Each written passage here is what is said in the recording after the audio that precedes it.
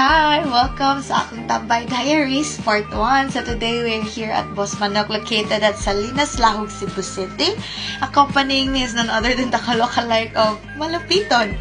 So here we got our food na and mixed part ra ang naakaroon guys. And we paid like 349 pesos each. Only na ang drinks, the rice, and also the chicken, which is very sulit na dyan siya. I really choose this place today kay super daghan ko ang buhaton or like akong buhaton like magkuha sa diploma o taking payment and they char. Anyway, super ganahan kay ko ari mo kaon guys. It's very crispy-licious, delicious and hot-delicious kayo lang food here and the staff are really also very friendly. Grabe, happy dance pa dyan ko sa kalamit. Magmukbang na nakakusa. Anyways, fast forward kay padulong namin sa UC Banilad RU since I'm going to file lagi sa akong diploma.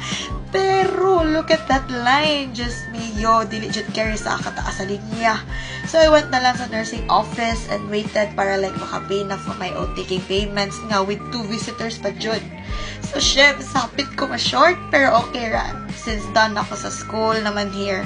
So, after na ko diri nangadto na mi og pusay kay lagi akong pagluad og motor wala lang ko nag-vid ato kay very kahagard man mag-drive uy ganahan lang jud ko mahimong Disney princess like or mahimong passenger princess kay dili jud siya lalim mga mag-drive sis grabe kabugat.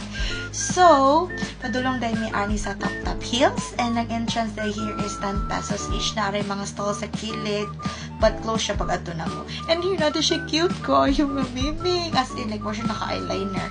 Pero bitaw, best nga mag-bring na lang mo og chairs and food na lang para makatambay ra kay very hangin kayo di ay ari. And to end our day, kay ipangita na ang Disney Princess, we went to Gaslamp to chill and igat-igat. Bye!